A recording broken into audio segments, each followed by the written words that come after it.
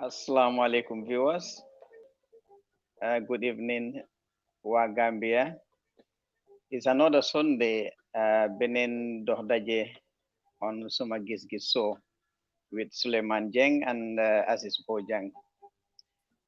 Tey ñu don sentu gan bu tedda gan bu mag moy Fatu Camara, CEO and founder of Fatu Network.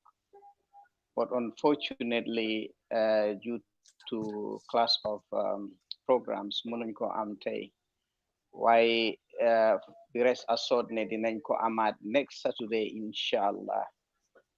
Dinañ publish at time bi ak date bi.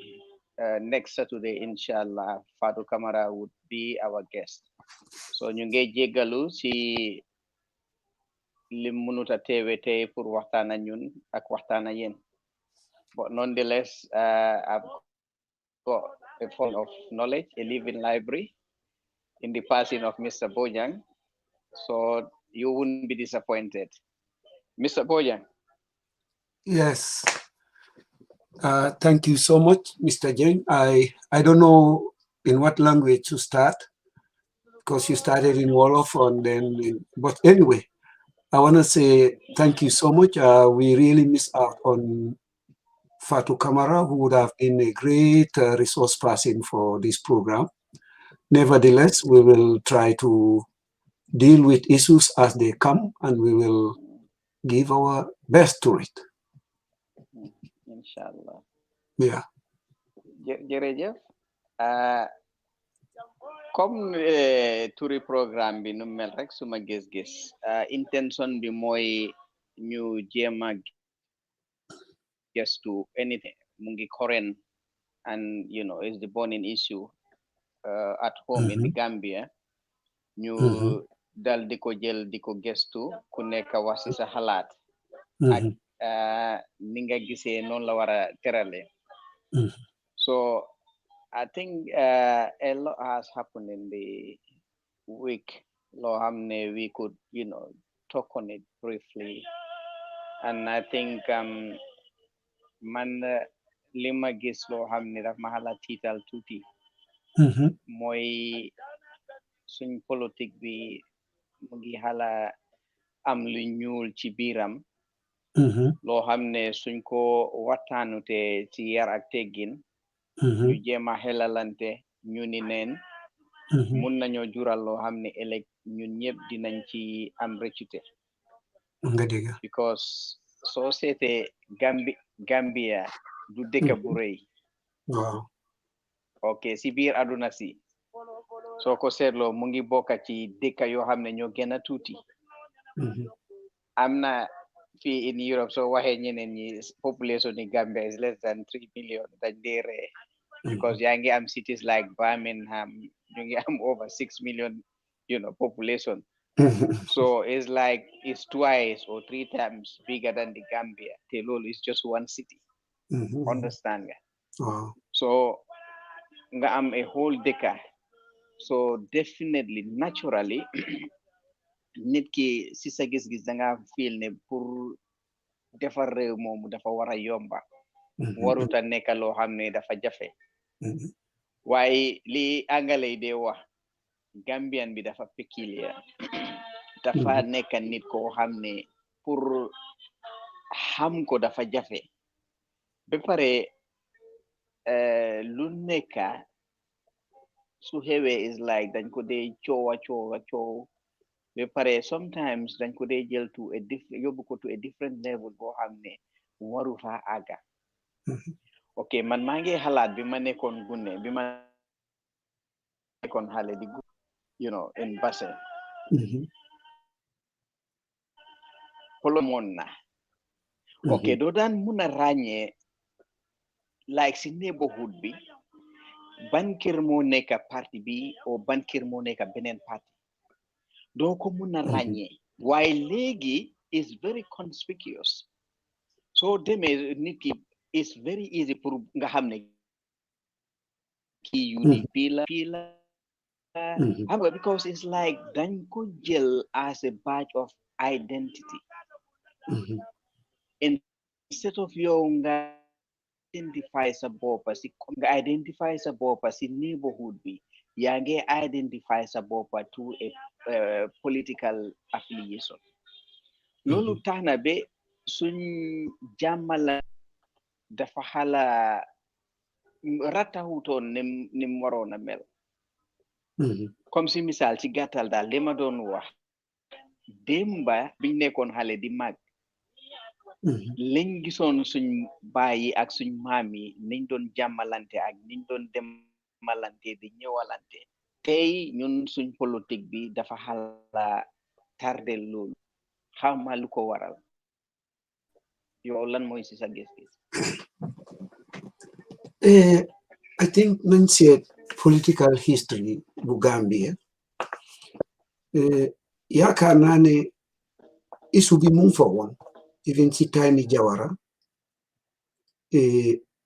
NCP ak PPP toll woon nañ foo xam ne yenn famille sax du ñoo gisee eye to eye so loolu moom is peculiar to us ci suñu jikko because ñun politique dañ ko localize mu dem ba nekkal rivalry boo xam ne is unhealthy li wutee ci bu njëkka ci time Jawara ak léegi mooy government bi ci boppam at the time fulaaluñu ko so even though it was there Jawara promote ko waaye biñ ñëwee ci jamono yi Yaya Jammeh moom moo ko promote ci jamono Yaya Jammeh lañ gis ne soo bokku ci parteem sa jaaka sax kenn du fa julli dem nañ ba soo bokku ci parteem seen jaaka boo fa buggee julli dinañ la fa daax booy elimaan sax dinañ la fooli Yaya moo ko yóbbu to level bi nga xam ne foofu lañ ci toolu tey ba wuutee ñun dañ ko gisee ne sax is ungodly so di nga gis xam nga the danger of state fanning these kind of things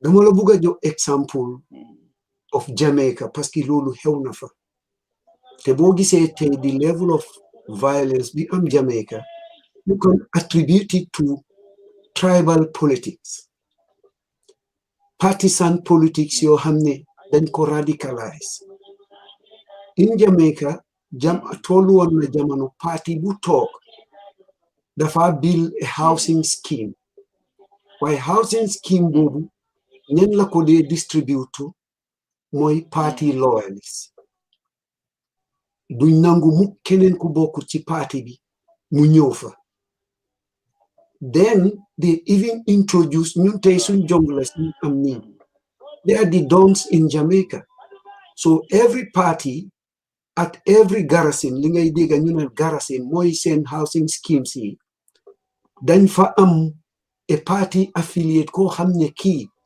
he made sure that everyone vote for that party so the opposition am nañ seen garrison the ruling party am nañ seen garrison ñun foofu la ñoo demee te Yaya bu fi jógutoon dina already sax amoon nañ ko because there were certain facilities yoo xam ne boo nekkut APRC ci booba jamono doo ko am foofu lañ ci toolu so ñun fiñ ci toolu tey Yaya moo ñu fa yóbbu waaye nag itam the question becomes ndax state bi as it is dinañu ci génnee wala buñ ñu ci génneew nañ disassociate seen boppa from it lii laa yaakaar ne xëj na mooy problème bi so what we are seeing today is a carry over li ñu Yaya bàyyee la donte ne approuvuñ li ñu Yaya bàyyi we still holding on to it what do you think waaw xam nga xëj na sometimes ni ma dee xalaate dama dee feel ne either I am ahead of my time or henna, I'm just one that is not connected with the community. Why dama believe ne even religion sax for Islam ñëwee dafa fekk arab yi ñu ngi am seen traditions ñu ngi am seen ok practice yoo xam ne dafa baax ànd nag Islam daf ko incorporate understand nga mu bàyyi ko mu nekk sunna waaye ne méngoo bi baaxut ci doomi aadama bi Islam yooyu la daxa ok ñun as a people am nañ fekk nañ suñ maam yi naka lañ doon dundee naka lañ doon demalante ñun biñ nekkee xale yow soo demee nga misbehave in the street stranger mag boo xam ne mu ngi romba gis yaa ngi misbehave du xool ne kii doomi Aliou la kii Aziz la o kii doomi Sulayman la dafa gis ne because kilifa la gis na yaa ngi ci yoon boo xam ne baaxut ci yow o baaxut ci community bi daf la dee wàññi su la jaree dóor daf lay dóor te yu ci gën a bari sax doo ñemeñ a dem seen kër di jooy pour sa kilifay laajte lu tax ngay jooy ku la dóor because xam nga soo leen waxee ci li nga doon def dañ la cee gën a yokkal so ñun ci loolu lañ màggee ci loolu lañ yaroo fi mu nekk tey it's like dama dee gis in the social media xale yoo xam ne barki démbo njaay lañ juddu ñuy xool ay kilifa yu mel ni like Majanko Samusa in as much as bokkulook moom parti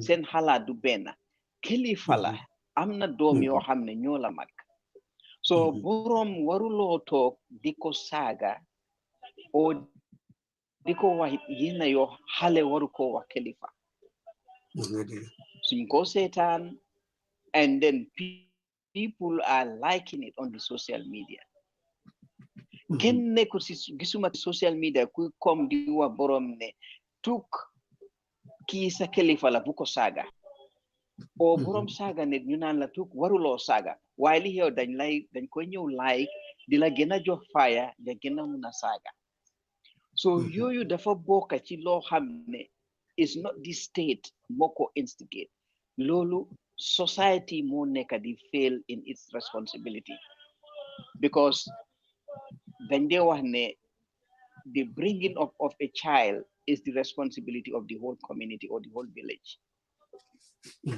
so loolu lañ xam so understand naa ne Jammeh playing a part in taking the tribal politics to a higher level. Why man I can remember man suma own cousin na yalla ko yalla yore tay hen time bobu mom mu ngi won NCP do di solo da so big guy mite in Sare Garba in URR. I remember I was a child then, but they had a fight time bobu la gis Lemar yoyu PPP guy dañ ko daan distribute Lemar ñu naan Deri Bukila understand yooyu lañ daan yu suñ dajee gaay ñu leen a dóorante so moom because he was in the opposition waaye biñ demee tasee suñ gaay suñ ma ñoom papa yi so they had to bring him to the PPP unit pour protect ko waaye am nga it's like comme ni ma waxee rek at time boobu man mënuma remember ma xool kër gi ma xam ne kër bi is UDP or no NCP or kër bi is PPP the only time nga muna xam ne NCP lañ or PPP mooy time political campaign so fekkee ne parti si ñëw nañ so time boobu ñoom Sara Jangha ñoom Fabala Kanute ñoom ñëpp su ñëwee su suma këri papa lañ dee dal understand so ñeneen ñi dal Njaay Kunda si ñoom Muna Njaay o Sikunda o Krubalik si ñoom MB so Papi MB at the time moo nekkoon PPP parliament so ñëpp xamoon nañ ne mooy député bi niñ ko dee ooyee député so da nga xam ne kii mooy député bi waaye at the end after election you doo ko mun a gis waaye these things are very prominent now and it's so fearful so tax na be government bi is capitalizing on that So support to government bi nga nekk ay civil servant ñu disadvantage la o ñu daxala man suma gis-gis man dama feel ne ñun citizens yi it is our responsibility because nguur bu fa mun di toog ñun ñoo leen elect ñu represent ñu so therefore buga la nguur gi war a def because ñun waruñoo nekk at the receiving end because ñun ñoo fa teg gaay teguñu fa so su fekkee ne ñu war a receive ñoom they should be receiving from us instead. Why? Because we are allowing that system pour nguur gi di ñu xam nga this on whatever we want whatever they want and we are accepting it moo tax it level ba pare politicians are not helping it at all. Understand? Let's say, for example, UDP. Gisna last week, I think Usenu Dabo Mugame T-shirt where he saying no to tribal politics, which was quite good. Understand? It was very encouraging. Why Tamit Bima Halade Mane wow key? This is ironic. Ajiyam Seka Nyona and she made a statement which was very tribal.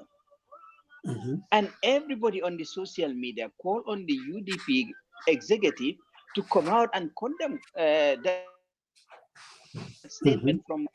But we have not seen anywhere UDP executive begin or condemn Ajiyam Seka on that.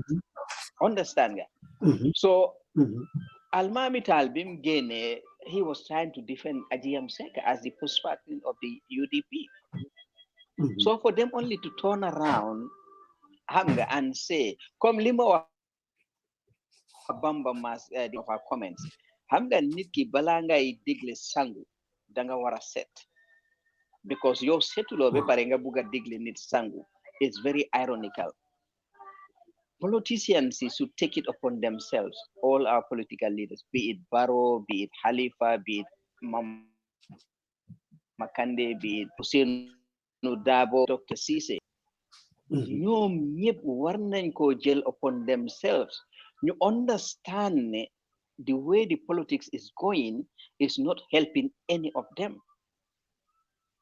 Yàlla tere ko if there is a ñëppay ànd suux. That's right. ñëpp a nekk ci biir gaal gi. soo nekkee ci gaal koy jo waaye doo nekk ci gaal bi pare di ko jéema tabil because gaal gi ci suuxe yéen ñëpp a de weda mun ngaa fee o mënuloo fee you would all be in the water. So you war nañ understand loolu ñu jéema try ñu sowe the peace and stability of our country. Amanda yaa ngi gis fi ma waxee. Waaw no gis naa li nga wax te make na sense. Comme gis-gis la rek ku ne ak sa gis-gis man dama ko gisee from another angle. Li nga wax dëgg la te réew mi ñun ñëpp a nekk ci gaal gi te suñ warugar la pour ñu jow gaal gi ba teer fiñ bugg a dem moo gën ñuy doorante ay jow comme li gaay wax nañ fexe gaal gi teer fu baax moo gën ñuy doorante ay jow. Waaye beneen perspective bi ma la bugg a wax mooy ñi nekk ci opposition bi dëgg la am nañu responsibility waaye seen responsibility doo ko toolaale ak bu government ndax lan government mooy ñi nga xam ne réew mi ekkati nañ seen alal yépp jox leen boole ci jox leen doole ba tax na donte ne ñun ñoo am ci réew mi tey Barrow suy romba ñëppay wàcca bàyyee ko tali bi te ñun ñooy fay lempu bañ nañ ko bi diñ ko fayeeku lempu boole ci ñu jox ko gànnaay ne ko ku la dégganut nga duma ko bu jaree nga rey ko nga rey ko kooku liñ ko sas moom moo war a jiite pour benn nit ñi nekk benn moo war a jiite unity moo war a jiite wone exemple kon moom lañ war a njëkk a hold accountable bu ñu gisee ne mu ngi hold boppam accountable léegi ci la ñoo wax citizen si ne il faut ñu jàppale ko parce que ñun ñoo ko fa teg te liñ ko digal yépp mu ngi koy def waaye su fekkee ñu ngi focus suñ accountability ci ñi nga xam ne kenn joxu leen alal ñoom ci seen own contribution lañ jël sos seen parti baax na torop waaye gis nga pour réew jëm kanam dafa war a am a decisive leadership boo xam ne ku ko xool naw ko buga mel ni moom bu waxee ñu déggal ko so yes understand naa torop su nit ñi dee wax ne opposition yi de government in waiting war nañoo def yéen understand naa ko te to some extent loolu la waaye the main focus of scrutiny tey suñ main focus of scrutiny amul feneen fuñ koy yóbbu lu dul ci nguur gi parce que liñ am yëpp moom lañ loolu moo tax ma ne nguur teg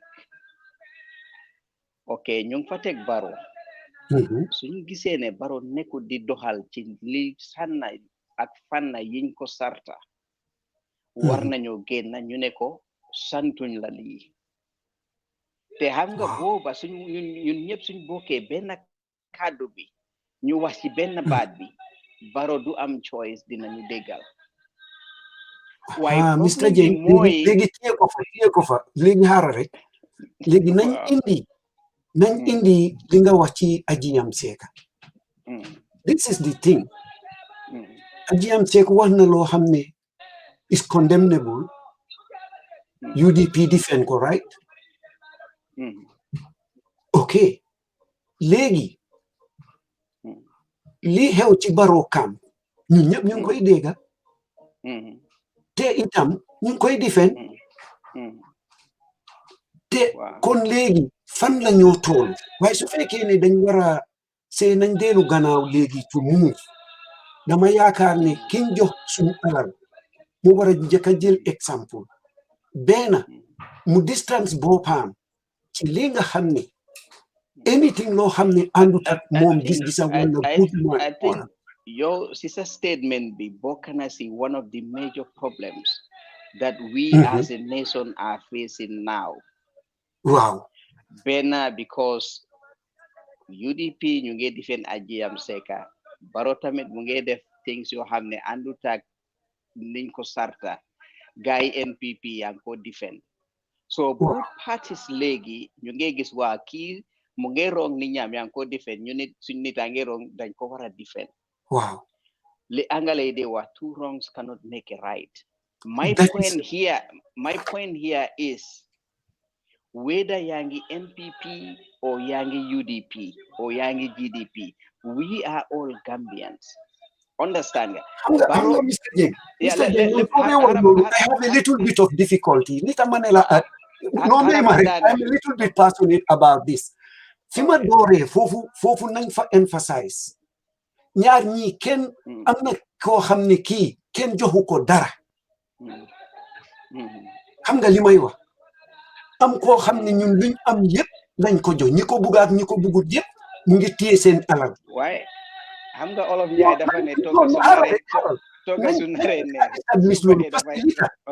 leadership ci boppam gis nga tey problème bi am in America is because of Trump's statements his comments nga gis the power of leadership tey bu Biden waxoon li Trump di wax du make effect waaye gis nga action yi Trump statements am declarations am their policy ñun nag tey dañ dem ba jël opposition bi jël seen déclaration bugga koo def policy kan lañu war a jël déclaration am def policy mooy ki nga xam ne head of state bi waaw ki nga xam ne kii ñi ko bañ ak ñi ko bugga yépp mu ngi téye seen alal boobu lan la firnde xam nga nañ seet what is the meaning of governance xam nga governance meaning am mooy to appropriate to preside over the resources of a country to provide security for them security boobu ku la bañ ak ku la bugga yépp ci yem parce que ñëpp a contribuer li UDP bañ Barrow kenn du taxaw ne duma fay tax parce que juboo maa Barrow Ken do taxaw ne duma fay tax because Barrow is not using my money properly.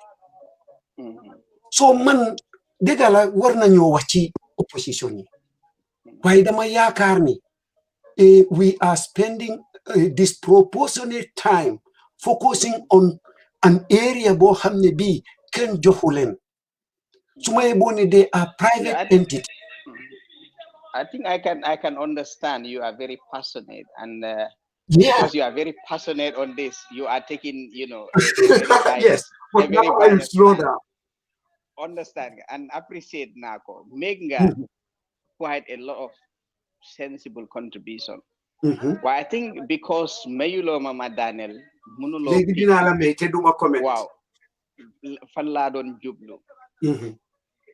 So my statement, Bimanjekewa Manila. Ngurgi Baro ñun ñoo ko fa tek. Wow. Baro teguñu fi ñoo ko fa tek. So biñ ko fa tegee dafa am ay sarta yoo xam ne dañ ko jox ne ko lii lañ bugga nga defaral ñu.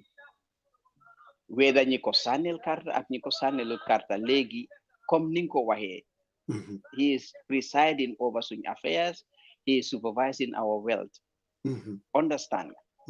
So whether like nga ko or not, you are paying your tax. Why su fekkee ne comme ni nga waxee at the beginning UDP a ngi defend UDP NPP ñu ngi defend errors yi Barrow yi xam nga foofu there is a divide.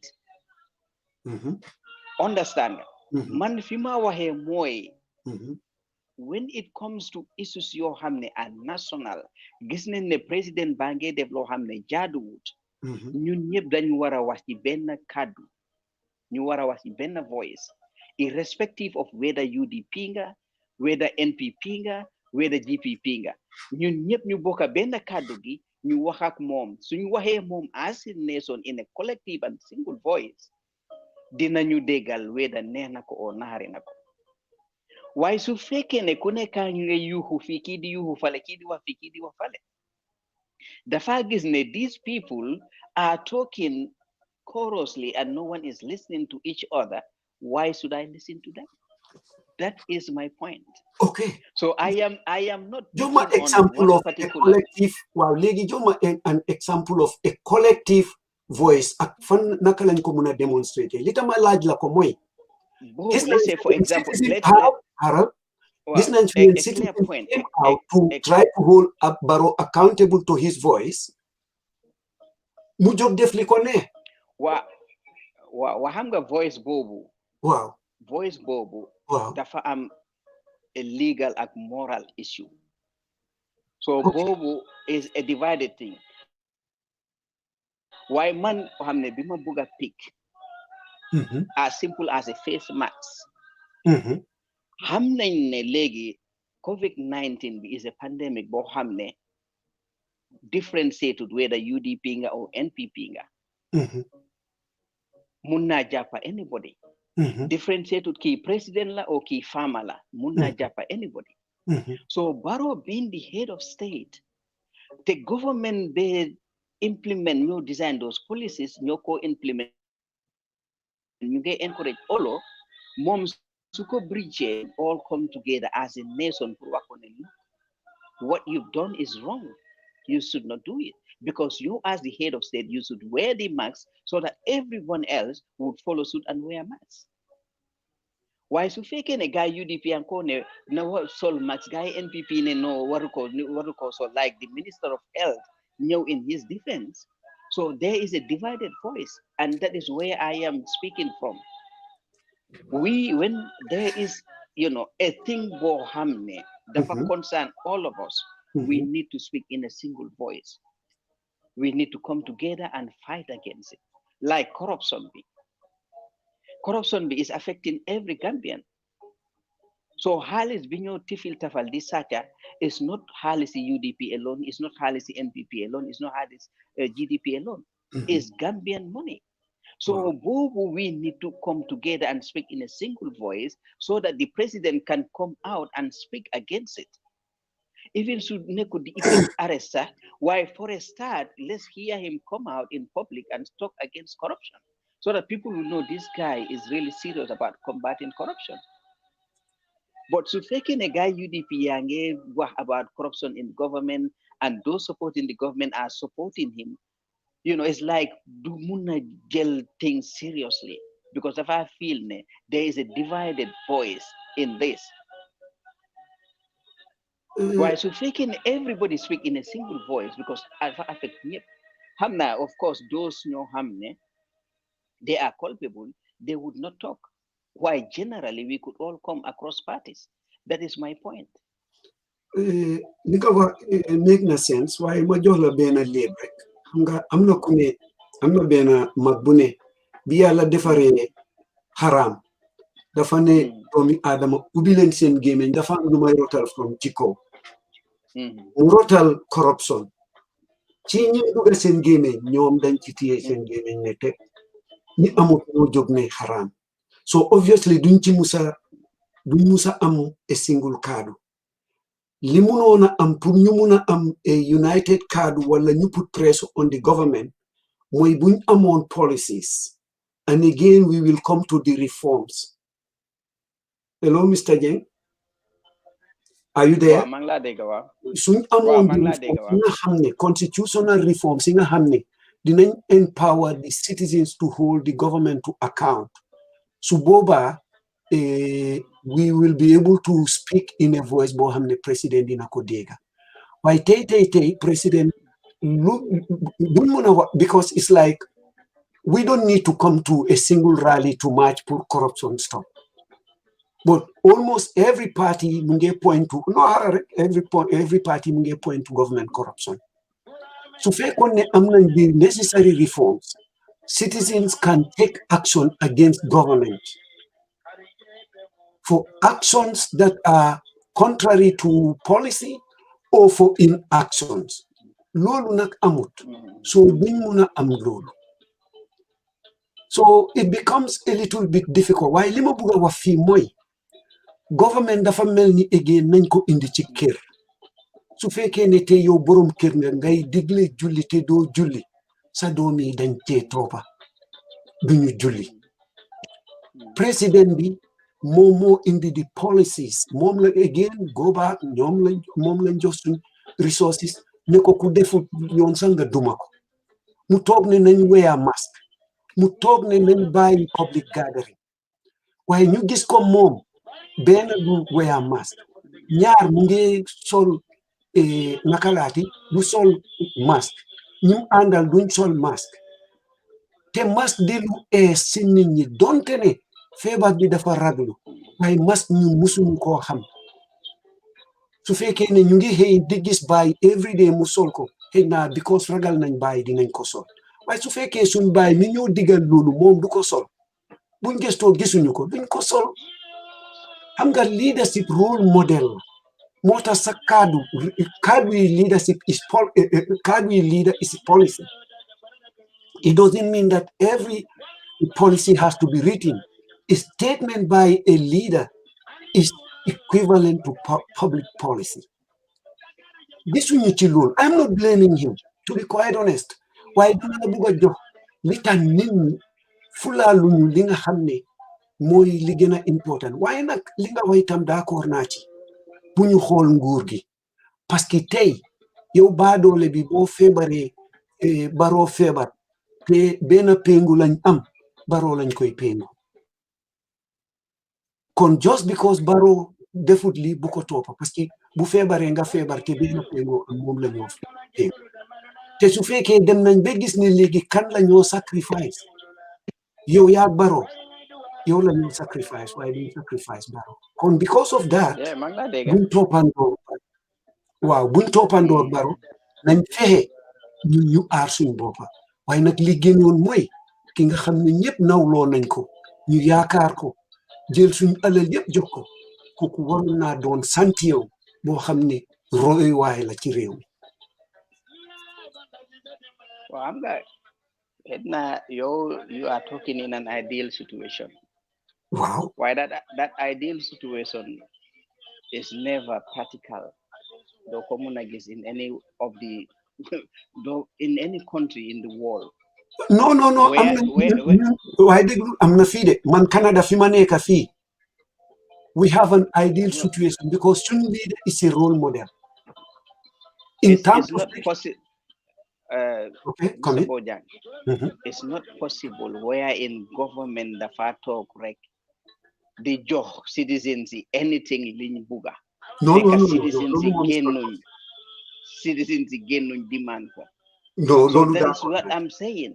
So it's not government bu nekk dafa fekk ne doomi réew mi jóg nañ ñantu seen wàlleef government bi doog li ko jox, especially in third world countries where in leadership are more like demigods. Of course, there is like prime minister who jël nen bu tooy sànni ko si mbubaam bi or sànni ko si boppam bi or taxawal ko wax ko li ko ne mu dem kenn du ko wax dara waaye loolu jàmm boobu mu ngi doga sax in the Gambia. Fi ma waxee mooy ne xam nga suñu leaders yi they would always represent us, they would always mirror us. Of course, so the citizens we are conscious. If the citizens we are conscious, our leadership would be conscious. But if we are not conscious, you don't expect to have a conscious leadership. Understand? Okay, a statement of a leader is a policy. But how many Gambians understand any statement that Barrow, whether it's written or not, is part of a government policy or would become an unwritten law? It never fun. So that is why I said we should, and including the politicians, they need to educate the people. We need to help each other. Because my major concern is this peace and security of the country. And I don't know if you are feeling what I'm feeling, why the tension that is building up politically, affaire bés bu explode. Even you in Canada, you would feel the ripples. And me in the UK, I'll feel the ripples here. So that is why I am really worried and concerned that we need to diffuse that tension and see each other first as a brother and sister and as a neighbor, rather than as a political, enemy or a political rival. Because at the end of the day, we are fighting one another. We can kill one another for the politician who is losing his life. You also because of a political thing, you get killed and you get locked away. Your family is left to perish. Your family is left to fend for itself. Why that politician would continue living his life and he will continue taking care of his family. Exactly. So why should we kill or hate one another for someone who, when it gets worse, would think of his family first than you and I? That's my point. D'accord nako. And again, come lingawa, politicians they play on our minds. They limit new def. Bungi say there is a capital gain for them. They will capitalize on it. So we can divide you hold to send majority. They will do that. Would you let a politician play with your mind? I will not. Man, alhamdulillah, santana yala. Why not itam? Yo do konangu, manduma konangu. Wow. So therefore, we should make sure our brothers and sisters, let them realize what we have realized and what we know. We help them so that we find. Wow. Why, Mr. Jeng,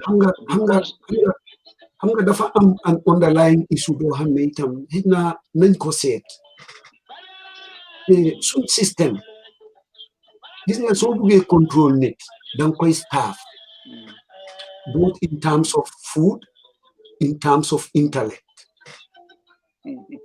because soo ko starve ci nga koy mun a control, ci nga koy mun a téeloo toon ko ni nga bugga. Tey man maa yow mun nañoo farak parti bu ne mun nañu oppose government ñu dem tëdda nelaw parce que xam nañ ne duñ ñu fay. We are not likely to put in an application for job. ñeneen ñi duñ ko mun because they rely on that government. They are not independent. They are staffed intellectually. They are not empowered. And it is deliberate. They are disempowered so that they can control them. How man da gis nga li may wax? Understand naa fi nga waxee waaye tey soo buggee def yéenay déglu rek soo buggee def yéenay say mbokka moo lay kool ne la ma ne bàyyil parce que ñun ñu ngi ci nguur gi wala bàyyil parce que ñun ñu ngi féetee nele te bu ëllëgee bu lii amee. Man, when Jammeh was there, I was talking to my family. ñëpp si nguur gi ñu ngi liggéey suma brothers a ngi liggéey suma sisters a ngi liggéey understand and they held positions waaye dangaa gis ne loolu man seetuma because suma mag mu ngi fale suma rakaa ngi fii so loolu du tax man no Mr. Jeng, it's not about you and me. It's not about you and me. No. I'm just trying to come up. Xam nga nit ku nekk Mr. Bojang. Xam nga doomi Adama danga war a yëg sa boppa fonka sa boppa wala keneen di la yëg o di la fonka am na ñoo xam ne amuñ du ñooy lekka sax waaye seen ngor tax na duñ génn di sàcca seen ngor tax na duñ génn di fen waaye du tax ak li ñàkka ñu ngi sàmm seen ngor because xam nañ ne dee du wees waaye gàcce gor war na koo daw understand ok government bi ñun ñoo ko fa teg government bi teguñu fa because I've just been here for whatever years so no why man I dama feel ne nit ñi ñooy the source of power of the government and if they are not happy with any government, they take that government out of office. And they can do it peacefully. Gambia ni bindon wa yaya li la mo de ya di ñu olé lu nekk di wa waye biñ démé be sonna be xamné fi dé suñ jogut ci suñ bopay la mo des guy bolo nek and they got rid of him. So if they feel Barrow is doing the same as well, they could equally do the same. Man fofu lay waxe understand I'm not saying understand Barrow is a perfect person. No. Man ko support and I've got no regret in supporting him. No. Understand I've got no regret in supporting him. Why dama koy support ci kaw yoon. Exactly. Suma gisee in my consent ne kii li moo def dafa ànd ak yoon I would support it. Exactly. Anything loo xam ne gis naa ne he is doing it loo xam ne ànduta yoon dinaa toog wax si ne lii li ngay def jaaduwut because dama bañ legacy biiram su ma fi jógee ñuy gestu sool bim dund la contribute ak lan la def in his lifetime suñ ma gestoo dina xam ne ak kii dee bañkat la woon waaw loolu man mun naa laa seede di bañ musuta nan mun naa la ko seede understand nga so man bi ma nekkee xale I think the only time suma yaay jàppama yóbbu ma school was primary school at Form 1 high school why anything else that I achieved after loolu du college du university du jobs kenn musuta téye suma loxo musuma dem si gannaaw kenn ne la dimbale ma o yóbbu ma si diw ma am li I have worked for myself and got everything I've got so because of loolu man I don't rely on anybody for whatever I will have te gom naa ne what I can achieve I will achieve it irrespective of what else Ben I know I am smart 2 I've got skills 3 I am marketable and I am experienced so man fuma mundi dem si aduna si anywhere in this world where I go I can survive exactly that one I know and I don't have to depend on anybody understand of course as a human being you cannot be an island ba pare tamit yàlla daf day jël sa wërsëg jaarale ko si keneen. It doesn't mean that your life depends on that person. Yàlla dafa jël sa wërsëg rek jaarale ko si loxo that person at the time. Waaye yow soo demee ba naagu feel ne yow sa everything depends on that person, yàlla bàyyi la ko moom. So that's where I am talking. Understand? We as a citizen, we need to understand Lulu. We don't owe anything to our politicians. Instead, they owe everything to us. Exactly. Understand? Because whatever they have to be. So they cannot do it on their own. Politician, we back of it in hanga man mata li am yange wasa chobare bopa yange walila ne. There is no single politician ko hamne has single-handedly achieved anything for this country without the support of others. No. So every politician in that country, whatever you have achieved, you have done it with a group of people behind you or by your side. So you cannot stand and claim people owe you anything. Exactly. Instead, you owe it to people. To be people. You owe it to those poor farmers, amundara, and they are depending on you. If you represent them, you will better their lives. You owe it to them. They don't owe you anything.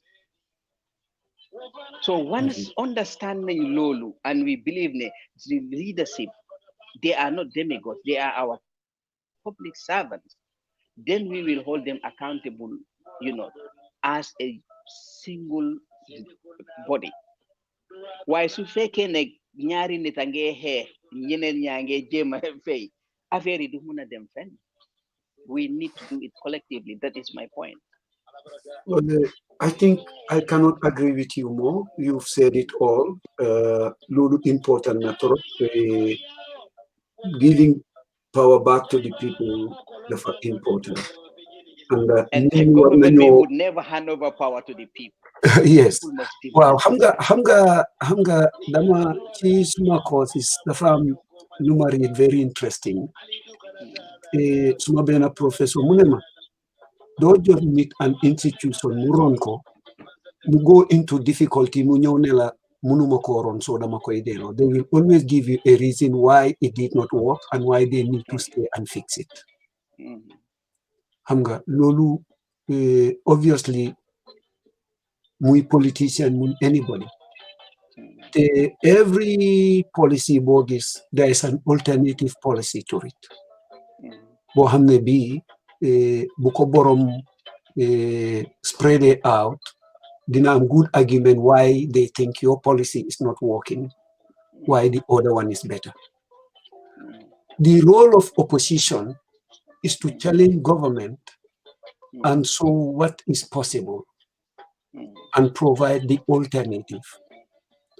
So in the say, I have this plan for healthcare, their role should be not only to scrutinize, but also to provide an alternative mela being the only difference is Nyom Sen was probably better rolling out, it has not been tested. So Lulu is normal. One summa view about politics is very, very, very kind of I'm not understand is general. I'm not in a situation regardless of what. I think liñu gëna tardel as a nation moy man ci suma gis-gis, and I think Tukulor si even mentioned na lolu tay in my article. Mom da hesitate pour moy su join any political party dafa lose her freedom of expression, because su nekké ci opposition bi, for instance, government be def something good, du ko mëna celebrate, because the opposition party bim nekka won't be happy ne mu ngi celebrate government achievement. Su nekké ci government mu gis opposition be def something good, du ko mëna celebrate, because the government won't be happy, dañoo feel mu ngi sympathize with it. And I think lolu is the malaise for xamne mu ngi tardel lo. So nekké ci party, you cannot understand nga critique the party because yow da nga feel ne once critique nga party bi rek yaa ngi jox the other opposition xam nga a weapon against a party. So it's the same like those ñoo nekk ñu ngi support the government bi don't criticize government because dañ feel ne if they do the opposition is good. Why man I think that is wrong. It's absolutely wrong because nit ki soo ko buggee dang koy bugga ngir yàlla tax te naka koy wone boy dimbale saa yu nekk muy saxal dëgg bi soo defee loo xam ne jaaduwul nga xool ci yàlla wax ko dëgg te loo xam ne jaadu na ci yàlla wax ko dëgg soo amee rek jàmm daf dee sax because su la meree o su la bañee at the time because yaa ngi koy wax dëgg su demee ba weetoo xelam dina ci ñi ma di àndal yépp because dofu dina jàpp ko dina xam ne kii rek ma di wax dëgg moo tax time boobu danga gis ne géwél yi ñoom rek a doon taxaw pour mun a wax buur loo xam ne council of why léegi we need as a citizen to be speaking out the truth to power. Mr. Jeng, so léegi sa sister Tukulóor si léegi moom lan mooy alternative am is it ne du woote du vote ndax moom dafay votal parce que sooy vote ci système non dafa vote waaye léegi parti lay votal wala lan comme moom buguta support benn parti of course not because a presidential candidate or a national assembly member or councillor didn't vote koko and koko it belongs to a party why the vote koko because policies koko do sell the andak mom book why do vote koko because koko brodam la no understand now why legi bring it to our election why legi may bring it to our election legi Tukulóor si mu ngi amee karta dem na ci ballot yaa ngi fa fekk MPP UDP TDYS GPA CA and so on te moom buguta bokk ak benn parti because kum bokk rek buñ ko waxee leneen buñ waxee parti boobu leneen xëy na dina am conflit léegi lan lay def kan lay wooteel xam nga dina am ku mu wooteel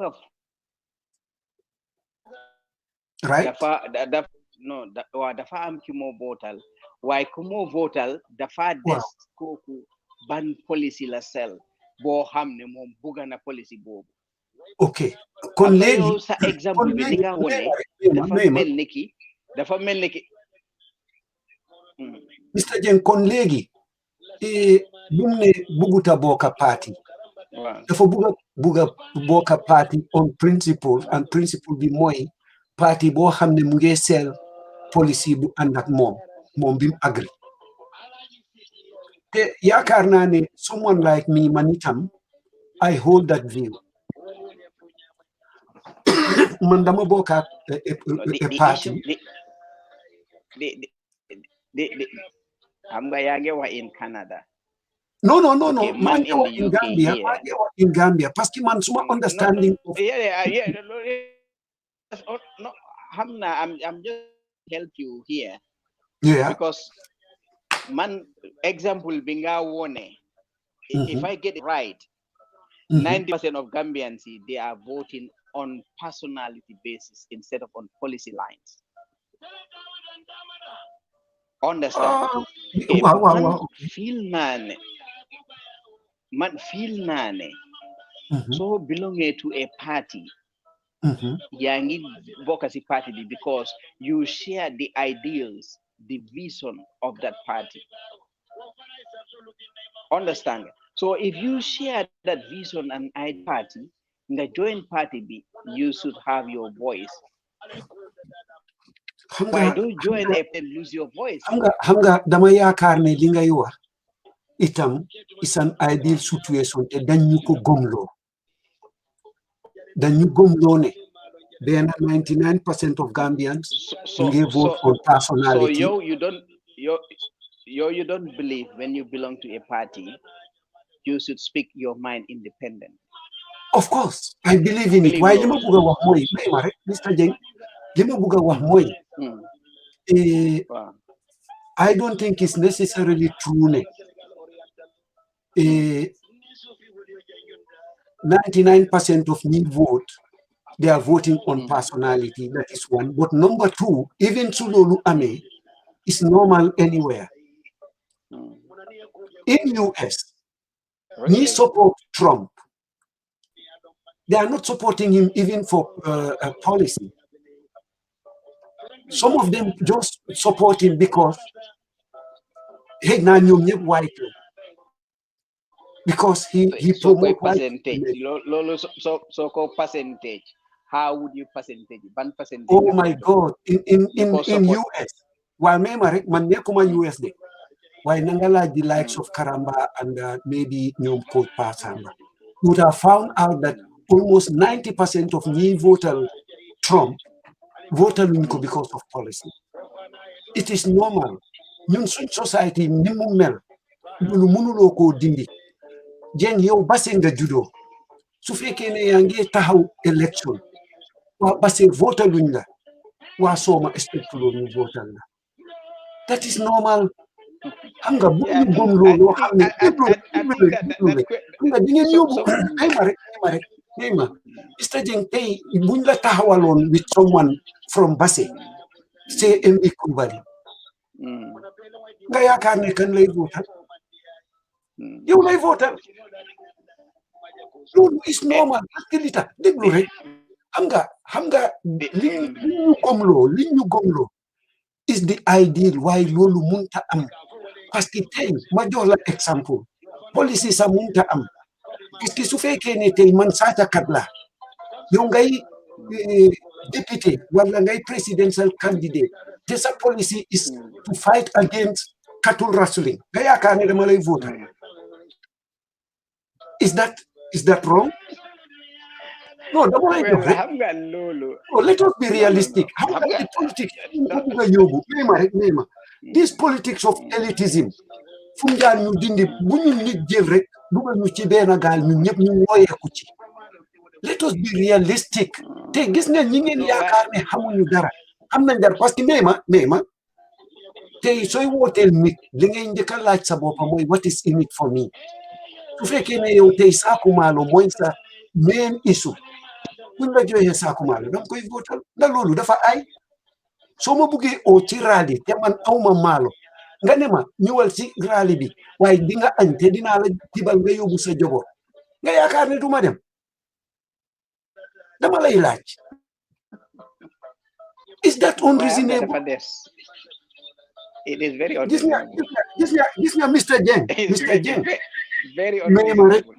Mema nañ leen politique according to some context am na yoo xam ne they are reality tey man duma toog xii nga ñëw teg ma ci benn béréb 4 hours nga ne policy nga may wax policy boo xam ne man understanduma ko ñu ma saa xale ma wéyal la tene loolu is normal bu ñu ngeen nit ñooñu ñu yaakaar ne they are illiterate they are voting logically parce que xam nañ ne after bu ñu leen saani lee itam sa policy doo ko implement du ma la gis duñ kitoo rek nga jox ma saaku maalo ma wooteel la ñu def parce que boo ma jox saaku maalo boo demee ci kaw itam you are not going to doo ma tal misconception man suma pa musuta duga school suma pa musuta read understand why he was very smart and Mahmoud dañ daan am some very interesting argument because Pabu stress la woon understand he was very strict yeah bala bo soo ko waxee base di ko xamul dégg nañ turam understand so mom he was a die-hard supporter of PPP I think man si doomam I was the first person mi ko challenge politically wow moo tax nga mujjee Angleterre ane ko moo tax nga mujjee Angleterre kër gi dafa mel ni dafa am dëj biñ tàgge. Everybody was quiet and they were expecting his reaction. Why the old man was quiet, he didn't say anything after. So dafa jóg rek duga néegam. Li ma ko wax duga na ko. Dama ko jox realities. Compare ko. Ñëpp a noppi. So they told me that was it for me. Why dafa understand. A couple of days later, he took me out. Mu ne ma nañ ànda. So we went out. Xam nga muy duga di génn xam nga this was meeting people. So after being mu ne ma, how do you think all this thing came about? Ma ne ko because they know you.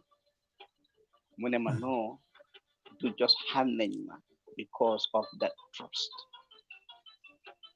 Exactly. Honesty be. Mu ne ma these are virtues yoo xam ne once you got them in, you can get a lot of things from people. Ak lu mundi metti day wax dëgga. Ak lu mundi ne day wax dëgga. Because that is the only thing loo xam ne moo la sowel.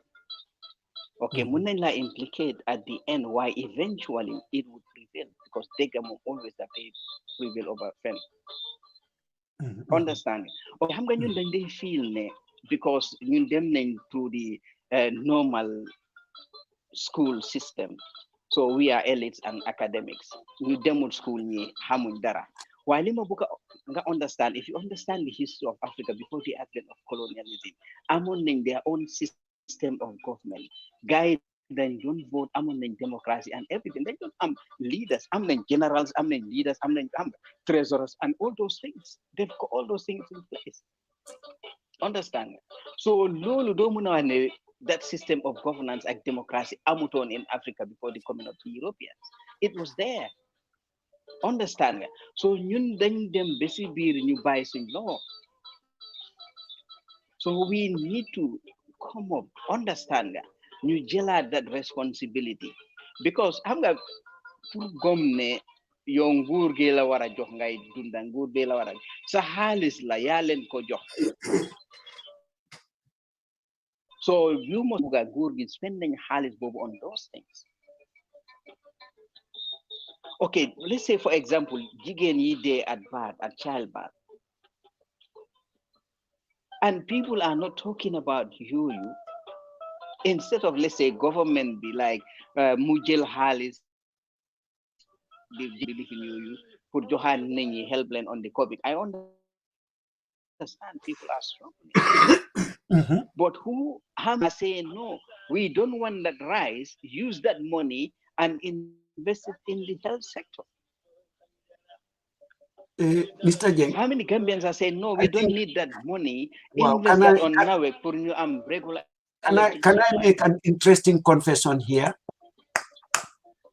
Wow. Even me benefit na ci halis bu interestingly because dama fi tok suma wa kër Gambia xol ma nema ana sa ID card mo ne len lu xew ñu ngi sédalé xawma COVID malo ma ne len what for? Yeah. Why do you need COVID malo? You know why halis ki nguur la xam nga buñu fi jema xañ ma wa betay. It's interesting. During very core, man distribute na almost 35 saku malo. Man distribute na 35 saku malo to the neighborhood, but here I am receiving malo COVID. Yeah, 39. Man, hanga. Wow, duma ko iwa. In fact, duma wax ñan. Te guddi laa ko kii waaye nag suma joboti dañ ma taxaw fii ñema ma ne yónnee ñu sa ID card bu ñu xañ ma ne leen why do we need it ñun ñi nga xam ne ñoo daan séddale in any case I have to but it's just Indian mentality and I feel guilty. I'm sorry about it.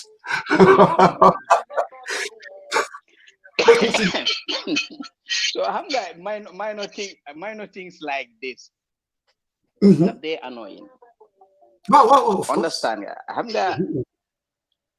as a neexuta wax rek waaye suñ dëkk bi ñun we need to do a lot xam nga as a people ñu understand ñu redefine suñ boppa gëstuwaat suñ boppa because soo gisee xam nga buur di yab ñi ko toog yaa ñu ko taaj si ñoom la ko gisee comme misaal bi nga joxoon suñ previous conversation yow nga jël kankura nga takka ko ba pare jël jaasi ak yar jox ko mu ñëw di la caw di la doon ba yow xamatoo foo nekk bi ngay gëlem loolu ci yoo la de waaw loolu moom dëgg la loolu moom dëgg la ne ko loolu ci yoo la de anyway we need am nañ lu bari man de I know war nañ koo def waaye again suñ amee buur boo xam ne sawar na pour implement values dina yomba Jawara bi mu fi nekkee woon teesitoo la digle te diglewu ko ak forcé waaye loolu energise na nit ñi xam nga sloganam la te doxal na ko dunda na ko ndax moom bu waacaan dafay dem ci gaadinam kon nga gis li ma wax leadership dafa important in social nakalaati xaw ma naka lay wax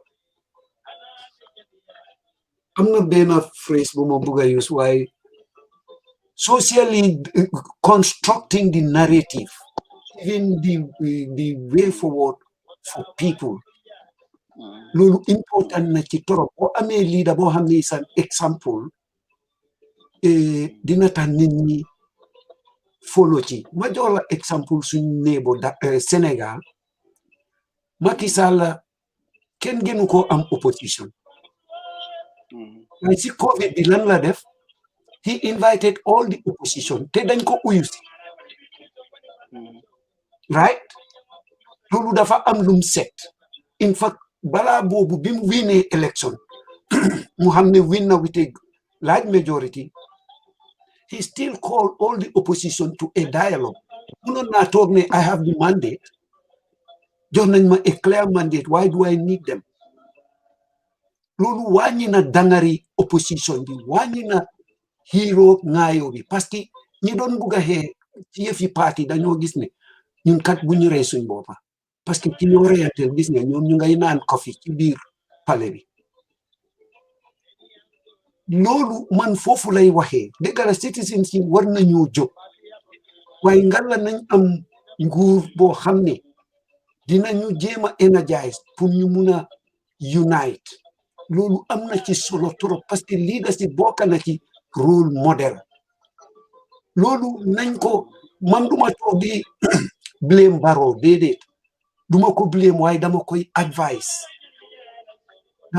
advice gis nga COVID-19 bi soo gisee ñu am challenge it's a lack of nakalaati strategy parce que tey soo bëggee nit ñi comply ñun suñu réew suñ society ni mel nit ñi dafa am seen stranglehold opinionated leaders ida nga am sa élimaan boo gom sa sëriñ boo gom sa politicien boo gom lii moo fi am su fekkee ne loolu moo fi am soo buggee oote ndaje pour nga am nit ñi da ngay jaar ci ñooñu invital ñooñu soo indee politicien képp ku bokk ci moom dina ko indiwaale soo indee sëriñ taalibe mi yëpp dina ñëw soo indee imam ñiy julli ci gannaawam même dina ñëw di nga am mbooloo mu takku koo ci waxal dina dégg parce que li tax gis na ci boppam these are the failures yi nga xam ne they are unfortunate they are missed opportunities te loolu nañ leen ko dee emphasize gis nga bu ko président defoon tey he will be very popular te ku uyuwut ku bañ a uyu rek you will be unpopular parce que dañoo gis ne kon yow yaa buggatu waaye bu fekkee ne ñu ngi am leadership boo xam ne is holding back for whatever reason dafa difficult parce que am na koo xam ne bu ci gisut lii daam du dem du dem and it's normal Macky Sall loolu la gis mu oo ñooñu ñëpp moo tax itam Sénégal we are able to mobilize ci niñ mun a mobiliser te where state bi use authority kenn du toog ŋàññaleen waaye ñun amuñu loolu Mr Jeng nañ leen focus loolu ñu dimbale state bi suñ ko dimbalee ba moom mu mun a taxaw we will di nga gis everything will fall to place man I just understand ne the opposition wrote a letter to the president requesting to support. Even the president. I think I wrote something on that. Yes, even the president put that difficult. That was bad. Yes, then I'm following. Imagine so bole on party you yep nga am inter. Gis nga man fogo na ne COVID-19 bi ñu ko doon mëna moy da ngay am inter-party committee. Definitely, yeah. Parties in jël seen own resources they could utilize. Mënon nañ ko utilize within that inter-party committee for the fight against COVID. One central living, point, yeah. Wow. I agree. What government was saying is li ngeen am jox leen ñuko ñu decide. It cannot work. Lolu nañ ko waté mu baña nekk criticism. Man support mo Barrow bi waaye duma ko criticize te am na yoo xam ne understand naa ne man ki ma support bu fa nekkoon it ñu def differently from Barrow so duma bañ Barrow ba yaakaar ne yooyu naa ko I'm not happy to hear ne support lo Barrow no support ma ko I am willing to advise him genuinely and even willing to serve him genuinely. No, I think, quite honestly, I don't know what has overcome him. Why Barrow was very listening. Very much. So ninyi waherek da for de deglu and even certain decisions suko government be make so ninyi ñëwé waxti rek da for de listen and then they def and that was quite good. That was a big bonus for him. Yeah. Say lolo warna delu wachi lolo because as a leader warga aman open door policy. It's not only those around you nyola de wax lo xamne sa njering la because those on the opposite camp would also have ideas you hamne are better than those that you have and it's all jele on board that could help you a lot and I think he should take that on board as well. But at the end of the day, man, honestly speaking, I've got no access to Barrow. No, I have never made effort to have access to him. Man, all I have is my social media, my opinion and everything. And then I know for a fact a lot of people are reading it because they am feedback. Sometimes some posts, some articles, people will call me and they will take me up on that. I'm like my challenge here and there. They do just like ordinary people. Understand it? So these are responsible people, and I know for a fact they follow what I write. So what sometimes Suma Binde intentionally they provoke. I know. Because they buga generate that reaction. Understand it? But sometimes it's like they just deal things as they are.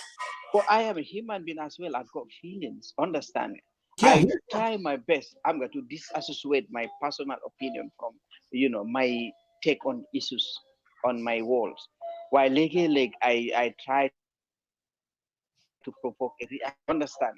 The Gambia is like Lima notice. Gambian is like they are when they gel are nasty, act to it when you are nice. Understand? And I think that is wrong because Domi Adamabi, you upload sa respect. Amulo dara lugen sa honesty at sa integrity.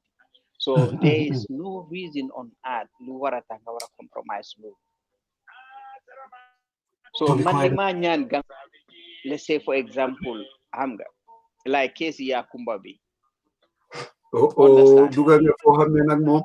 Wow, Casey Yakumba, what about it?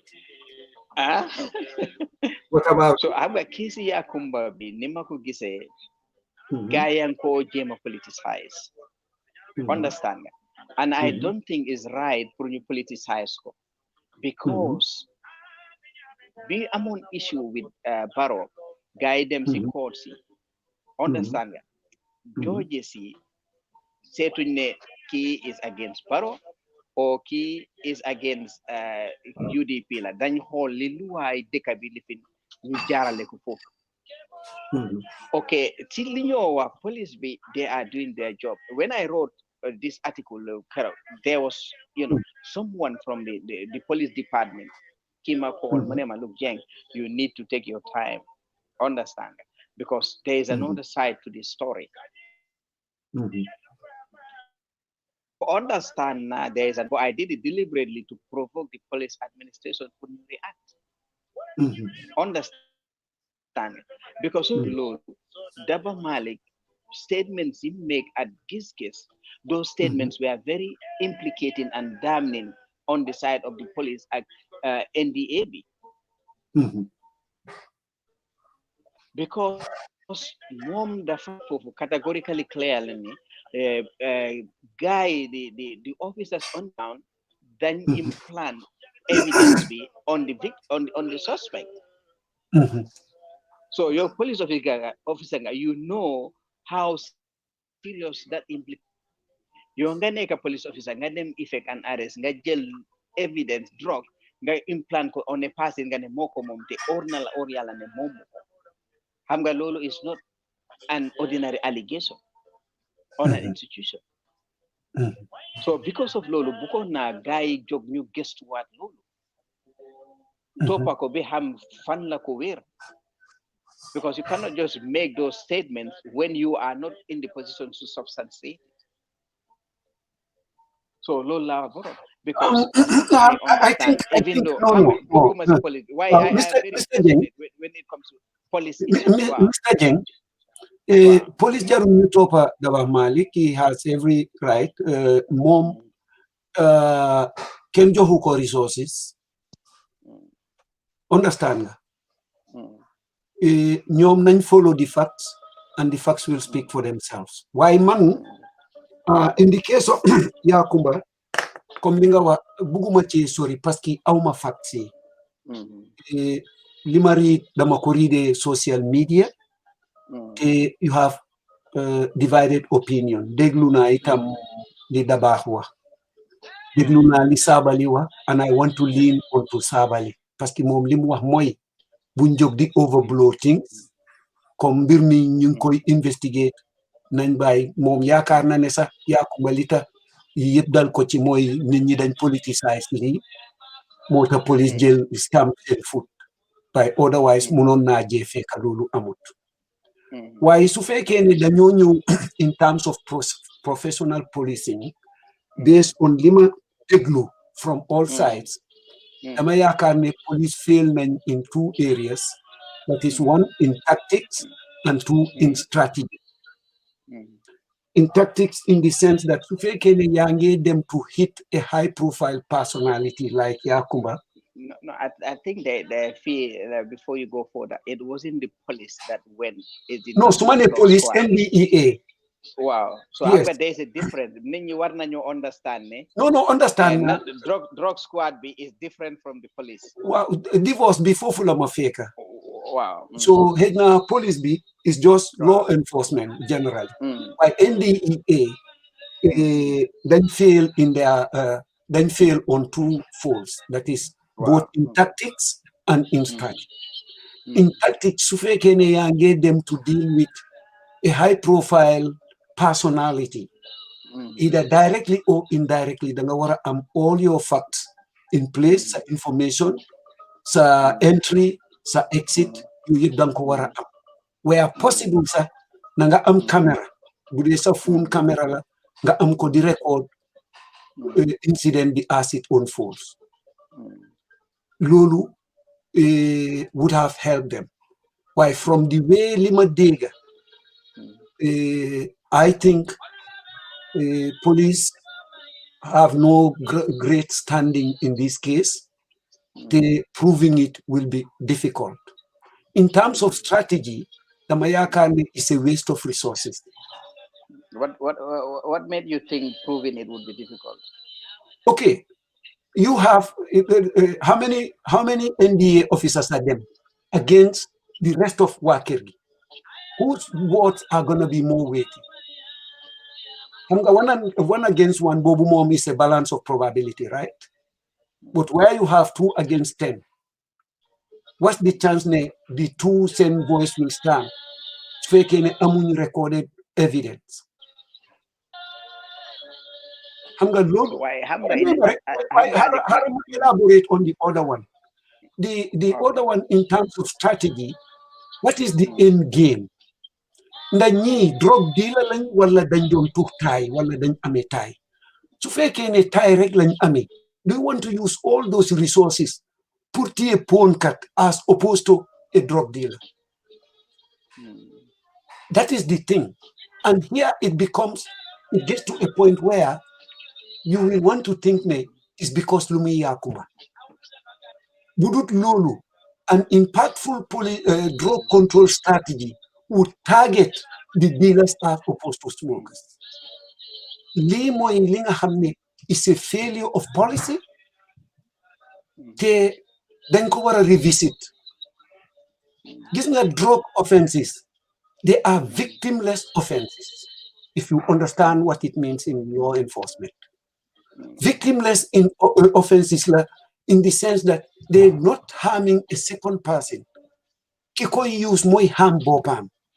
Degala is still an offense. Why do we need to spend all that effort?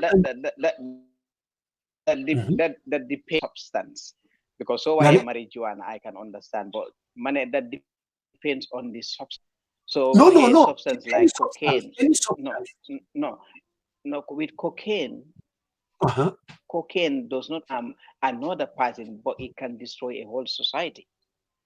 Because if you are peddling cocaine and people get addicted, it's a human resource you go destroy. Yeah, get destroyed. So on nitki a cocaine. Who is the victim here? Is the person with the in possession of the cocaine. The accused. Who is the victim? Kan la gang. Ganyut Ken in passing. Mr. Bojang, you are looking at the physical destruction. No. Immediate physical. Damala buga jo. In terms of law enforcement priorities, linga hamne monga wara prior. It doesn't mean we should leave drug. No. Still amna yaha. Why there are more urgent and more serious things. They again come back to the key daf don pon, wala key daf don jai. So they dafay jai nda jaron na li yep. I think, to be quite honest, my focus is not on the drug squad and how they conducted themselves.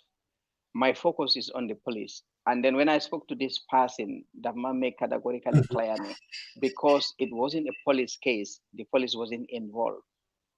Understand, yeah? It was purely a drug squad case, and it was beyond the jurisdiction of the police. So getting you later arrest at charge Yakumba, because drug squad be reporting one the assault. They reported the assault a couple of days later, and because they did not report the assault early or when it happened, so the police could not go and effect an arrest or charge Yakumba. So on that note, I think the police, was really right. The police was in place, for not arresting or charging Yakumba.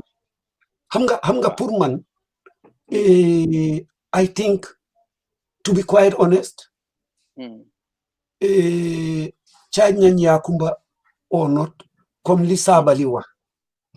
Dama yaakaar ne sa soo gisee yépp toolu fi mu toolu is because itam nit ñi dañ ko politicize, and that now the authorities are taking their ground. Understand? But here is the main focus of the thing. Moi, Tay, what are the law enforcement priorities of the country?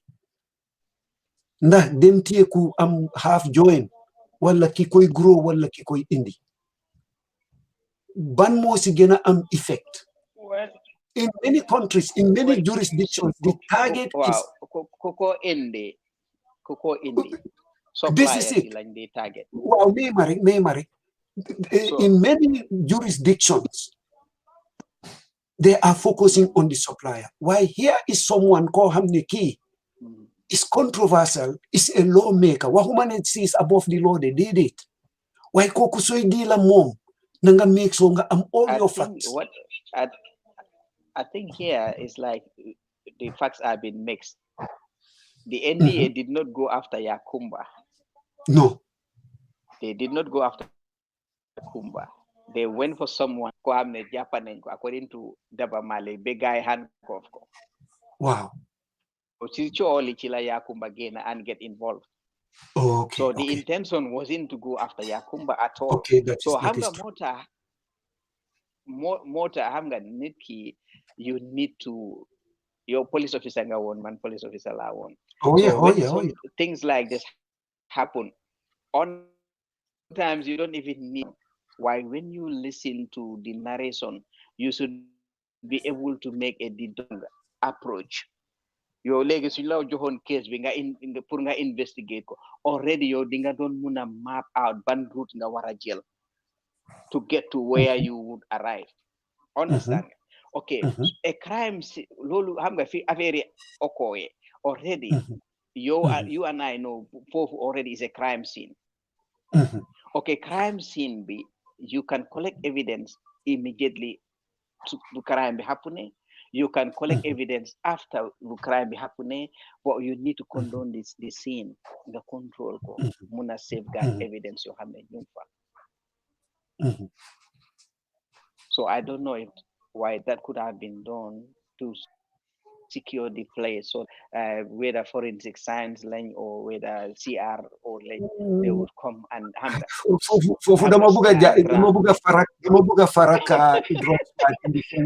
Situation in Nimel, I don't think they will have even time to feel you. I think from my understanding, because chaos, the best bet is to get out of the place quickly to avoid further. I think the whole idea, the whole idea of the case for me is two things. Bena is what you politicize, criminal offenses or alleged criminal offenses. Akumundi involved, whether President Bila, whether Minister la, whether MP la. As far as you are alleged to have committed a felon, warun ko politicize, warun you use a position for hamgadila ate. Then la what I said as an ordinary citizen, you treat la lulu jola sa all due respect. As all entitlements. Definitely. Understand? So the other point as well, Moy, when things like this, known as a country, as citizens, then you are a new Nekabena, irrespective of some political affiliation, and then see ban route Morgan New Jersey route Burmuna avoid any unforeseen circumstance Bohamne did not lead the country where we don't want it. Because Hamada gives a video see Akiyo Yubiya Kumbane Konti police station, the motor PP, all those things which to me were unnecessary. Because because of Mr. Jeng, Mr. Jeng, I'm going to be political fee tutite. Danyo kune kadangala hasadom domi jambo. We remember the Dabo Yobo someone to police station Paskid of Kosaga. You remember that? Wow. You saw the videos, right? Remember now. Wow, that's Sumari, something Sumari. I was this is a video in Tedo. Wow, Fofula Noron again and they politicize. So obviously already knew them. Why Marida something here? I think in your police life you must have heard about Sir Robert Peel, who is attributed to policing, modern day policing, Moy the founder. I'm not being a court boom def within the 9 principles of policing. The ability of police to perform their duties is dependent upon public approval of police action. The ability for the police to perform their duties depend on, is depend upon, the public approval of their action. So lima buga wax fi moy so gisee yu bari bu amé sax muy dégg muy du dégg ñuy tuumal police yi is because it's a credibility issue which seems to be lacking. So whether police are doing things genuinely or not, perception counts so much. And this is when they approve some action, to get their cooperation becomes difficult. And this is what is harming security. To be able to be credible, go ahead. I think you have an opinion with that. No. Wait, Mr. Jeng, I have a couple of minutes. I leave you to have the last word. You say until nga pare mane amin you take.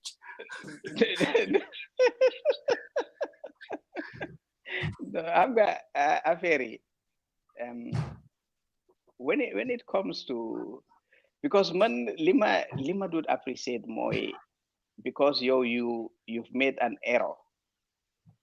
I should excuse myself by making an error based in it because you have made an error. To me, that is immature, is low, and is whether you make some mistakes or not, man as a person, I should focus on being successful. And my efforts and everything should be geared toward that. If I fault unintentionally, is understandable. But if it is deliberate, then I should be whole, and I should start first holding them accountable by admitting I am wrong. And that is very lacking mostly in our politics, in our day-to-day life. But if something wrong, someone draws attention, linga def or linga binda is not right, and then you still go ahead as if have not done anything wrong. Okay, it happens to me, I think, a number of times. I always come back and say, oh, I am sorry. Someone has said this, brought my attention to this. And then they will say, oh, you should have looked before you have. So mange kisne is like, for them, when you are wrong and admit you are wrong, that is a weakness. But for me, that is a strength. Yes. Because it is only very strong and independent people who can admit they are wrong and publicly come out and say, I am wrong, I am sorry. Exactly. Those who are weak, they find it very difficult in themselves to admit they are wrong. Because then feel it would puncture their ego further, it would manifest further to admit they are wrong. Exactly. So any person who is very strong and independent would admit publicly when he is wrong and apologize. So understand now policy a history, and they are not doing much to change that, which is understandable. Why you and I had a conversation with Mahmoud Job, and we have heard from him making to change the police, to transform the police. Kinte Bimnekon IGP, almost everyone was calling for his head to roll. And he manned up, resign. And Bim resign, Fatu, a lot of other people regretted why they asked him, to leave. Because understand, they haven't had the access. He was doing a lot to transform the police. And like this guy said, everywhere, Kimawalte, everywhere in the world, in any community, you got, bad cows. And we have to live with that. You can change all that all of a sudden at one go. Change is a gradual process. Change is a gradual process. So a police boy have an history of messing up. Psychologically is in their head. So it's not going to come out one day. So definitely need a period and continuous processing and counseling and retraining for them to come out of that public betterment need nañ to understand, because once that freedom is there, dañ feel because they are democratic, they have the right to do and say anything and everything. Understand? So fufu is where the problem lies. So danga feel man, I am an activist, I've got access to Facebook Live, I've got access to keyboards, I can write whatever I want against anybody, I can against anybody without substantiating it. Understand? And nobody would come out to condemn me for doing that. But instead, the Nenko celebrate, the Nenko share, Nenko like, they are encouraged out and do it. So if I do that and everybody come out and then you condemn me, obviously there is no breeding. So all I have to do is to give up and then follow the right thing. And that is what we need to start doing as a nation that is, trying to guard, and protect its young democracy and freedom. So policy, we need to protect our police. I'm not, a couple of months ago, being a police officer, I shared the photos on Facebook. So these are things that we cannot encourage. In as much as the police has a bad history, we cannot encourage people assaulting the police or security service personnel. Because what would happen eventually is, even though the laws will be there for them to implement, but they cannot, and they will not. They will do those. Because eventually, at the end of the day, I will be assaulted, I will be harmed, I will be maimed. So dañoo gis crime get lifin you talk def ni seen loxo. So who would suffer at the end of the day is the community. So we need to put these things into consideration. Policy yeb bokkuñ bon, policy yeb duñ mëna baax, but we need to help them themselves. Understand? By supporting them. Because police, we must start trusting our courts. Police have been unlawfully. Detain la unlawful court and ask for a redress. So ñaari ñetti police officer dem na ñu charge leen nguur gi fay xaalis bu bari. Next time they will be worried. Balama dem effect an arrest, I must have good reasons and I must be protected by the law to go and effect that arrest. That way, gradually the public would approve the work of the police and it would make it easier, like you stated in your statement. But assaulting the police, calling them names, interfering with their work is not going to help policing in the Gambia. It's not going to help. It's going to make their work more difficult and the fight empower criminals. Police are doing a lot of that. They're doing a lot of good jobs outside, but it's not appreciated, is it? I'm mobile. I think you're getting busier. So new Emily Coffee, because we've gone almost 1 hour 40 minutes into time. So mobile, you say your last word, and then that will be it for us tonight. Sa mic bi. Yeah. Li ma bëgg a wax mooy waxtaani tey neex na torop because it is very open and we talked about diverse issues and I'm really delighted. I think what we have demonstrated here is we have different political views, but we are able to work together. Comme li nga wax ci last program, and I hope that Gambians will be able to do that.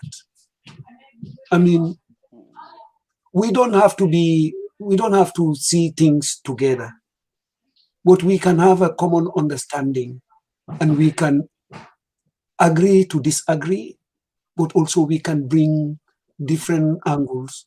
That's the richness of it. So pour man tey programme biñ amut morom, and I hope whoever is following would see the beauty of it. I want to thank you so much. You have a wealth of experience. I learned a lot from you. Mr. Jeng, I will never Anyway, stop thank you learning. so much. I think Yes. I think I keep learning from you because No. you're suma sering, you're suma boss. Kontaan naa trop, Yaay suma sering, yaay suma boss. Waaye Wow. mere naa la nag. Ci la. Te laay guma ko. Okay, no, why xam nga dama bëgg ñu convince ma that I mean I'm still open but I want to be convinced. But so seetee man so follow even man xam nga lu on the state bari linde overall is positive. I support it. I can tell you this in all honesty. Yes. I would begin by saying Barrow is not perfect. Understand that? Why? Wow. He is one of the best leaders. Bena, he's very tolerant. Understand that? Mr. Jeng, xam nga man politically fofu duñ dee gisee xam nga soo ne tolerant mun naa ko define different. So kisee ma ne he's tolerant. Xam nga yow wax nga ne Dabo am na jigéen bi mu yóbbu police because mu ngi saaga yaayam. Waaye Barrow musuta saaga ñuy saaga Barrow yëpp musuta order anybody pour ñu yóbbu ko arrest ko yóbbu ko police. The only person ki gaay arrest on was something Touré xama boy boobu. So ñi ko arrest on I don't know yaa ngi remember mu ngi woon si taxi mu ngi waay to ñi nga wa NIA la waaye officially ñi doon wax moom seen faces génnut moom face am kenn benn moo génn waaye loolu was never authorized by Barrow. Understand? Te amul benn saaga suñu saaga xam nga Mr. Jeng soppeeku dina am te ñun ñëpp dinañ bu ñu yàlla dinañ fi nekk may ma rek li ma bëgg a wax mooy again I'm coming back to li ma waxoon doo jël Barrow toolaale ko ak Dabo or any politician may ma Dabo bu tooloo fu Barrow toolu su waree yóbbu ndaw si le to police he will be petty xam nga lita may ma rek parce que lita moom foofu léegi state moo ko fa teg ñoo ko jox seen alal buñ ko meree war nañ ko mun a attaque may ma dama la ko jox différence bi rek at the level bi Dabo nekka Dabo is a private citizen in the sense that he is not in public service. Mu ngi seek public office. Dama bëgg ñu understand these definitions. Men understand these definitions. He is seeking for public office. While Fimne is a private citizen. Private citizen boo xam ne am na Ghana. Why nañ assume ne sax ba tey yi du private citizen. Li Dabo def dafa demonstrate dafa demonstrate ne he believe in the rule of law parce que su fekkee yaa ngi am gannaaw mu óor la ne tey boo amoon lu la métti ñëpp jóg the best is nga dem ci yoon xaw ma nda gis nga li may waaye let's forget about déedéet déglu rek ku boot bukki xaj bow la Dabo bootul bukki Halifa bootul bukki kenn bootul bukki lu ji njaak Barrow mooy njaak am na nag chance te soo nema tolerant duma ko understand parce que du ñaaka mun a tolerant parce que liñ ko jox réew mee ko xeex jox ko in a plate understand nga li may wax xeexu ko ci dooleem soo léegi waaw mais ma rek moom amul choice fu mu jaar mu tolerant man bañuma ko de billahi bañuma ko te su ma gisee lu baax dinaa ko digal waaye li ma bëgg a wax mooy tey man li ji njaag Barrow mooy njaag moom lañ jox suñu alem bis buñ ko joxatul suñu alem ku ko laal duma la faale parce que su boobaa dama xam ne dañ tooñ. Honestly speaking, the guy is doing very well. No, he's doing very well. Xam nga déglul man sax suma politique ak moom jeexoon na bu yàgga su taxutoo nag lim ciiñ parce que man li ma doon jooy yëpp daanaka Barrow defal na ma ko mooy ban bridge yi Bambatenga since 91 man maa ngi koy jooy te li tax ma jooy ko mooy dama gis ne li ñoo wees ci xaalis ci diggante ci time boobu ci ferry service yoo xam ne they are corrupt bi lii ñëwee daf ko jeexal te ba tey ñu ngi am revenu mu doon kontaante ci man ma dem posting base ma gis ne nit ñi sonné ma dégg ne mu koy bridge definitely nga fi mu ne man daanaka suma politique jeexoon na waaye dama ñëw gis wax ci biir baro loolu laa bugg a dindi bu di deñee dinaa bokk ak moom waaye xam nga ku nekk yàlla dafa am lim la nattu waaw léegi nag moom am na nattoom léegi nañ ko jàppale rek after déedéet 2021 nañ ko jàppale waaye itam nañ ko wax nattoom man honestly suma politique jeexoon na bu ñaar suma politique nañ ko wax nattoom ko jàppale rek waaye nee na rek 2021 non xam nga man su ma gisee policy boo xam ne doy na ma dinaa ko jàppale waaye li ma gis doyut ma parce que li tax li ma fi ma yaakaaroon fi ma doon xaaree yow yaa ngi wax nga ne maa ngi wax la ma ne yaa ngi wax si national development xaluloo sa and he still working on that non xam like nga national development man dama ci ragal torop dëgg la ñaari bridge yi ma defal baax nañ waaye gis nga suñ ñëwoon ci projet yi baro dinaa la ci jox fault yu bari yoo xam ne yi dama ko ragal waaye leneen li ci ne mooy gisuma ci transparency te gis nga yaayaa moo fi gën a liggéey waaye lim ñu bàyyi ci bor baro du ko mun a jeexal fi parce que li tax li moo jël ñu wax fan la ko jëlee du ñu wax ñaata la ci jël ñaata la ci dugal loolu important na ñu waxtaanee ko te bu ñëwatee nañ wax national development bu ñëwatee we'll talk about that waaw dinañ ci waxte dinaa la next week Saturday waaw development plan dinaa la ci jox ay firnde déglu rek dinaa la ci jox ay firnde yoo xam ne yow sa boppa you will think twice waaw waaye nag maa ngi koy ñaanal yàlla xelal ko maa ngi koy ñaanal yàlla xelal ko ñu teg ko ci yoon bu jub bu yóbbu réew mi parce que li nga wax la tey réew mi bu yàqu ñun ñëpp ñoo cee loolu kon maa ngi koy ñaanal musuma toog ba di ko yéene lu bon te duma ko yéene te su ma ooyoon tey pour ma liggéeyal ko ma yaakaar ne am naa lu ma mun a contribute dinaa ko jàppale te yàlla tax dina am déedéet soxlawuma liggéey nañ ci leeral fi ma toolu fii Mr. Jeng maa ngi soxla sa xaaral ma bàyyi la man maa la campagnal bul wax dara déedéet man buguma de man UDP la léegi xaaral ma génn si outside UDP la buguma waaye nag ko jàppale mu ngi ni appoint PPP leader bi as ambassador so UDP su la appoint is going to be inclusive loolu yëpp jàmm la xam nga Thank you so much anyway we've got waaye déglu rek baroo duma anyway thank you so much Mr. Jeng see you next time jërëjëf ba Saturday inshallah okay thanks